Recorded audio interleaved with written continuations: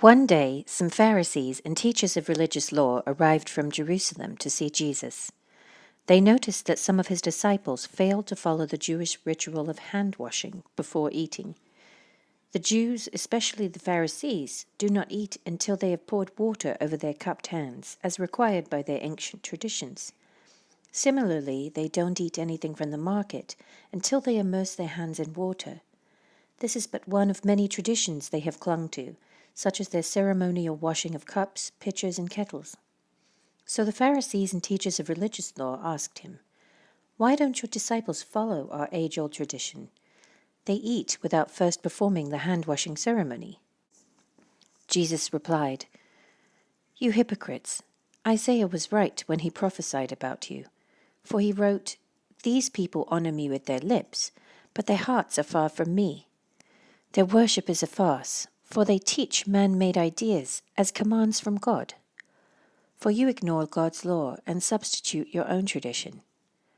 Then he said, "You skillfully sidestep God's law in order to hold on to your own tradition.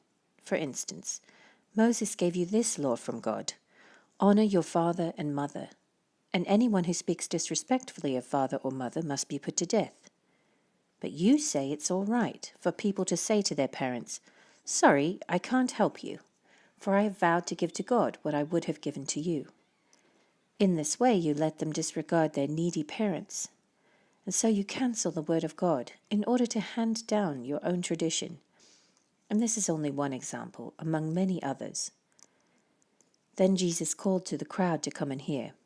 "All of you listen," he said, "and try to understand. It's not what goes into your body that defiles you. You are defiled by what comes from your heart."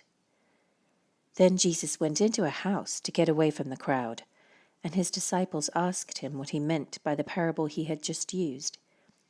"Don't you understand either?" he asked. "Can't you see that the food you put into your body cannot defile you? Food doesn't go into your heart, but only passes through the stomach and then goes into the sewer." By saying this, he declared that every kind of food is acceptable in God's eyes. And then he added, "It is what comes from inside that defiles you. For from within, out of a person's heart, come evil thoughts, sexual immorality, theft, murder, adultery, greed, wickedness, deceit, lustful desires, envy, slander, pride, and foolishness. All these vile things come from within. They are what defile you."